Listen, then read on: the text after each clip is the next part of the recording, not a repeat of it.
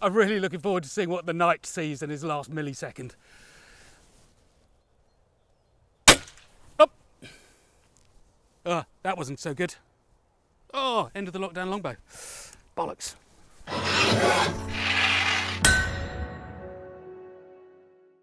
Hi, it's Todd at Todd's Workshop and Todd Cutler here, and today I'm back to review some camera gear. Not my usual thing, but you know, just stay with it. So a while back, I was throwing plum barter, I hit a camera. I didn't learn my lesson. A couple of weeks ago, I was shooting my crossbow bolts, a bit too close to a GoPro, snatched the shot the GoPro.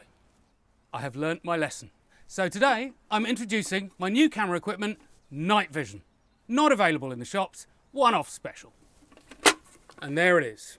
A Coventry Sallet, steel, 8mm polycarbonate visor, and available at all good camera shops, nowhere.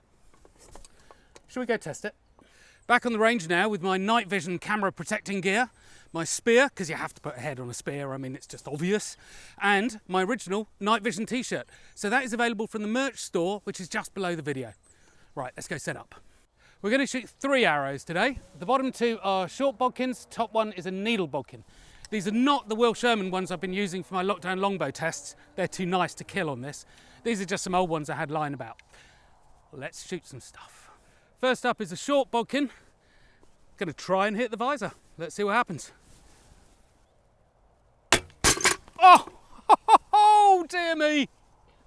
I think we know that that is not the world's best helmet. Not made by Kevin from Plessis Armouries, in case you're curious. 1.6mm. That worked well, but it wasn't the visor. Let's go again. Another short bodkin. Oh, dear me. So that just clipped the side. That just got just on the right-hand side of his face there. Didn't kill the GoPro. Right, needle bodkin. Here we go. Oh, it's a miss. Right, we've got to go again. I've got to do it again. Short bodkin again. Oh, full on. Spun him round. I'm going to have to reset him, and then we'll go for the needle bodkin and find out what happens.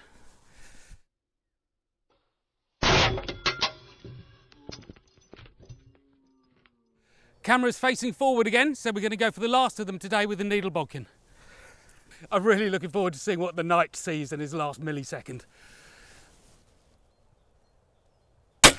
Up! That wasn't so good. Oh, end of the lockdown longbow. Bollocks. Our first shot here was straight through the crown of the helmet. It's kind of a low-grade reenactment helmet, but still, it is steel, and it's just gone effortlessly through. So it just shows the power of the bow. Second one, just scuffed the side of the polycarbonate here, no particular damage.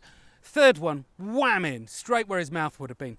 And it's peeled up the corners of the visor here, of the polycarbonate. But this is 8mm material, so twice that of a riot shield, really. And it is incredibly tough stuff. But this was all done with the short bodkin. Now, unfortunately, the needle bodkin exploded on launch. No Todds were injured in the making of this film, but nonetheless, it meant that we couldn't get to see what the needle bodkin did. But there's a little test I'll show you when we get back to base, because polycarbonate is breathtaking in what it can resist. I've got our polycarbonate here on the end of a log. This is going to be the hardest test that it could do. A range of Todd Cutler maces and hammers, and then ending up with, well, a small hammer and a nail. And we're going to see how resistant this stuff is, because it is tough. First one is a Norman mace in brass, not entirely suited. Bit of a dent. Wouldn't want to get hit by it. The next is a Byzantine mace, a bit spikier. Slightly deeper dent.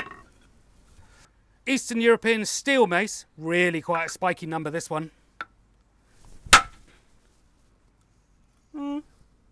Or dented the back, but didn't go through. A hammer, North Italian, about 1380. Bronze and steel. Oh, nice.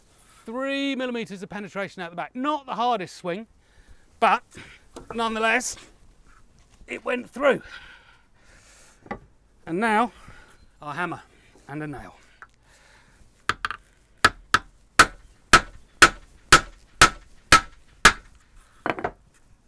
There we go. So, 5, 6 blows.